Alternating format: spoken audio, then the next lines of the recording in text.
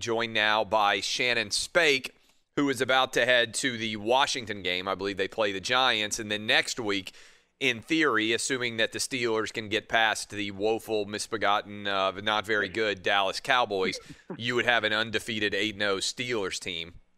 What do you expect, by the way, in the NFC East? It's a mess, but Washington's actually not atrocious on defense. Yeah, well, I mean, Chase Young, right? I mean, he was the highest ranked defensive player for a reason, and certainly that front seven is legit. They're just young, and I like their receivers and their skilled guys too, right? Antonio, Terry McLaurin is literally. I spoke with him on the phone yesterday.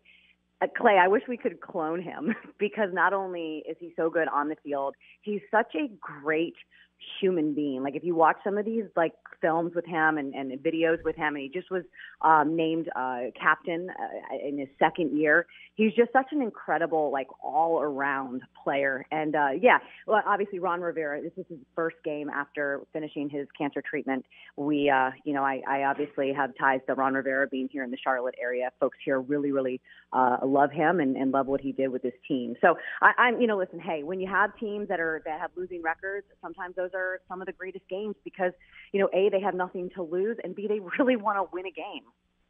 We're talking to Shannon Spake. By the way, did you see the picture that is up now in the Nashville airport since you're traveling around now? Have you seen it? Of you? Is it you? Yeah, it's me at the baggage claim. I haven't seen it. Oh, I haven't been to Nashville, but I saw it on Instagram or somewhere, social media. Yeah. So we have taken over this. I haven't talked about it on the show yet, but I got to get the crew's thoughts on this before too long too. But we have taken over. When you land in the Nashville airport now, if you come down to get your bags, there is an ad like running on the screen above the baggage claim in the Nashville airport. It is, I don't know how many different things they rotate through. I don't think there are very many, but one of them is me.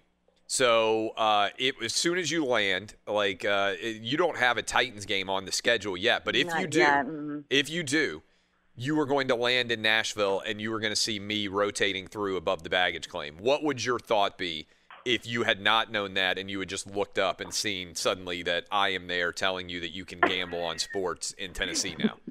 What do you want me to say? I don't know. I mean, would you be stunned or would you be like, no. Would you have been stunned or would you have been like, this seems like something Clay Travis would have decided to do? Like, you know that it exists now, but I'm curious because there are going to be people who listen to the show now and are just traveling into Nashville, especially more so as travel starts to pick back up, right? And it already is kind of starting to pick back up. I assume there's going to be a lot of people traveling still for the holidays and whatnot. And so you're waiting there for your bag. Everybody's like killing time. One of the least favorite things I never check bags. And the reason is because I hate standing by the baggage claim waiting for my bag. I hate worrying about whether or not it's going to come back out. But you have a lot of time to kill when you do. And when I travel with my family or my wife, we always have bags to wait for. And like you end up just kind of looking for anything to distract you. And there I am, boom, right at the baggage claim. Yeah, I would probably think to myself, is this where his Dodger donation went to? It actually came here to Nashville. He didn't get his cutout in Dodger Stadium, or at the game, but he has it here. And I would secondly say I'm glad I'm not Laura Travis, because if I was standing here as Laura Travis, I would probably be like, can you take that off? I see enough of my husband. That's what people were talking about. My wife has to get our oldest son to school early in the morning, and people are like, hey, does your, every now and then I mention things about the house, and people are like, does your wife listen to the show? And I'm like, yeah, sometimes. But I think most people, the last thing they would want to do if they are married to somebody and they hear them all day is while they are in their car, then listening to their husband or wife or whatever it is for even more hours do their radio show. Like, I think she wants to escape me more than she wants to be surrounded constantly by me. My question is, do you just shut it down like when you're around your family because you just talk all day, every day between this and the TV show and the podcast and everything? I mean, you're just constantly talking. That's such a great question. Well, first of all, my kids talk way more than I do, like I would imagine in most people's house. Yeah. And I don't really make any, I'm an opinionated person, but I don't really make any decisions in my house. I mean, I literally have I don't remember the last time my wife came to me and said, hey, I need your help making a decision in the house. Like, there's just very little that I have to do with in the day-to-day existence of my house. So in my home office, where I've got the TV studio, the radio studio, obviously my nice little setup, new setup, by the way. Yeah, it's a good setup. I make all the decisions up here, and no decisions that are made anywhere else in the entirety of the house. So I don't think I end up talking that much outside of the 3 hours a day and the extra hours of television. Well, the fact that you have given up that power and openly admit to giving up that power to your wife is puts you light years ahead of some husbands. So you're in good shape. I just don't see the point in battling over things that I ultimately am going to lose the battle for anyway. Honey. I just really don't see it. So we were asking this question. I'm curious. You've gotten to interact with a lot of coaches over the year. If you could draft anyone that you have seen as a coach or maybe that you've interacted with to be the president of the United States from sports, that you think their skill set would translate? Because we were talking, and I do think this is a fascinating question. I was talking with a friend about this recently. It used to be, when I was a kid growing up, people could be president and they could be really well liked even if they weren't of your political party, right? Like we live in a 50-50 America right now. Basically nearly squarely 50-50, Republican and Democrat. And I know there are people who will swing from one side to the other, but by and large, we haven't had a president that was really liked by around 60% of the population. Like, it used to be Ronald Reagan, right? Like Ronald Reagan was wildly popular when I was a young kid. Didn't matter if you were a Republican or a Democrat. He was really, really popular. And then Bill Clinton, by the end of his term, even though he got impeached and even though he was having affairs with interns, he was fairly popular by the end of his term. But then Obama, now Trump, same thing's going to happen if Biden wins.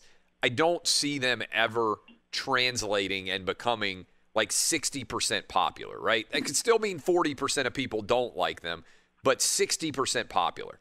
Do you ever think we'll have anybody 60% popular again? And on top of that, who would be that guy that you have seen maybe in coaching that you would be like, this person would be a great president? So to answer your first question, no. I think in the world of social media, we know way too much about the people. Like, we didn't know anything about Raw. We didn't know what he was eating for breakfast, or, you know what I'm saying? Like, we're constantly aware, and not only social media, but just a 24-hour news cycle. Yeah. Constantly following things and constantly digging up things and picking on things. And it's so divided, right? Like, you watch one news and it's one way, and you watch one news and it's the other way. In terms of who I would pick, there is zero question in my mind. Number one, put him in 1600, Jay Wright from Villanova. Oh, 100%. That's interesting. Why do you think he'd be so good? Because he is the best. He is the best. Before games, I would stand there and talk to him, and I would actually be like, don't you have something to do? Like, because he gives you all of his attention. Yeah. He makes you feel like you're the only one. Obviously, he dresses nice. He plays the part. He's a good-looking dude. He's extremely, extremely successful with guys, by the way, it's a tough school to recruit to. Yeah. It's not like you can just recruit anyone to go to Villanova. And he does it with guys who aren't five-star athletes, listen, no question, put him in, Jay Wright. Oh, that's actually a really interesting suggestion. I mean, he would also fit, like, the standing behind a podium. Like, he looks presidential, right? He dresses well. Like, he's incredibly good-looking. And he's fun too, you know. He's a lot of fun. So yeah, that's no question, Jay Wright. That's fascinating. By the way, what was your Halloween like? What did you and the boys do? I didn't do anything. I was in Miami waiting. Yeah, for, what was that? That's right. Time. That's right. So what was? I need to much. ask you about that. What was the vibe coming out of Miami after Tua's debut? It seems like the storyline was more that the Rams played awful than it was anything about Tua ultimately in the game. But what vibes did you pick up on down there? I agree with you 100%. I don't think we've seen enough from Tua in order to know what we have with him. Is the defense, special teams. The defense was incredible, right? Flores has that defense rolling. And I know I did a report, and I know these guys are professional athletes, and I know they're in the sun, and I know that it's not a problem. It was 60 degrees hotter in the sun on the Rams side than it was on the Dolphins side. It was 80. We had thermostats. We had temperature gauges. It was 80 degrees in the shade on the Dolphins side and 140 in the sun. How does that happen? I have no, but listen, Jonathan Vilma, who is my analyst, he said that he played there before when he was with New Orleans Saints, and the first half of the game, they stunk it up. And they came back in the second, and when they were asked about it, when he was specifically asked about it in postgame, he said the sun went down. He said it was brutal over there, and they didn't have any shades. Listen, I know people will be like, oh, they play in the sun all the time. Yes, but when you're sitting in that and then you have to go on the field, the offense, the time of possession was so skewed. The offense was out on that field so much, and then they're sitting in the sun, and then they're back out.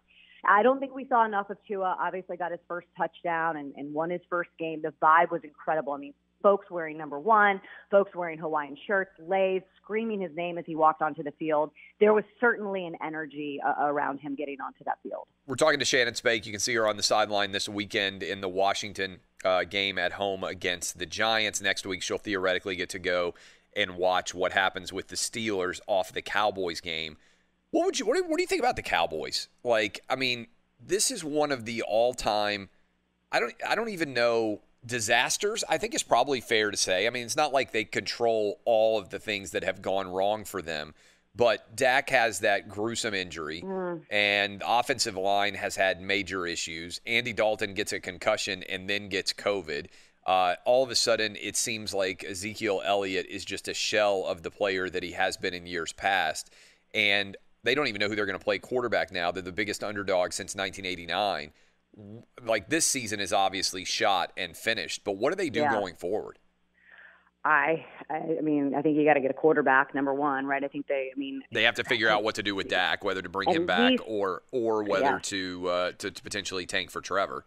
Yeah, there's going to be a lot of people in the Trevor Lawrence sweepstakes right now, right? I mean, a lot of people, and that's, that's got to be one of the reasons the Dolphins decided to put Tua in there and pull Ryan Fitzpatrick. I think if Fitzpatrick had been in that game, they would have put up, so many points, because we know that he throws the ball downfield. We know he's jamming with that offense, but I think they have to see what they have, right, in order for them to move forward. And I believe they have Houston's number 1 pick, so they do have to kind of figure out what they have in the guy under center at Miami. I think there's a lot of teams that are doing that right now, but they're not the only. The Dallas Cowboys. I mean, look at the 49ers too. I mean, this is a team that went to the Super Bowl, and the injuries left and right all over the place. It's quite the season for sure.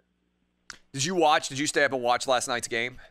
No. I'll watch it. I'll watch the highlights and I'll watch it.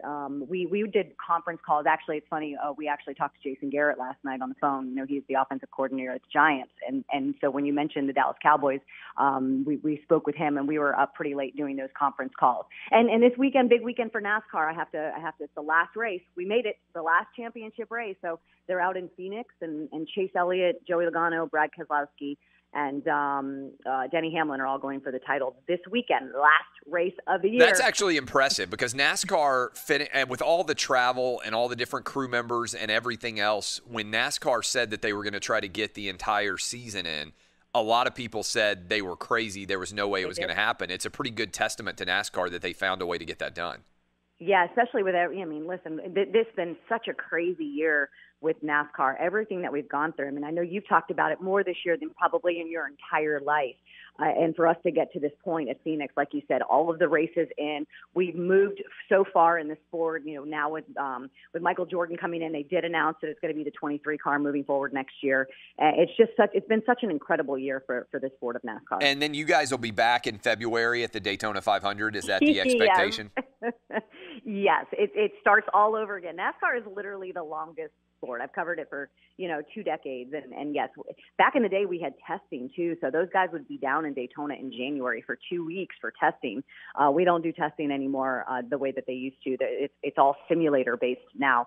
But yes, it's constantly going. But the Daytona 500 will be in February. Again, I don't know what it's going to look like in terms of fans being there or what kind of presence. But it's crazy. I mean, we're coming up on. I mean, you think about February. That's going to be a year from when this kind of all started to take place in this country. It's crazy to think we've made it to November. Not only that, but I mean, the NBA coming back on December 22nd, yeah. For most people, it's going to feel like the NBA never even stopped, because I don't remember the exactly final day, but I feel like it was mid-October.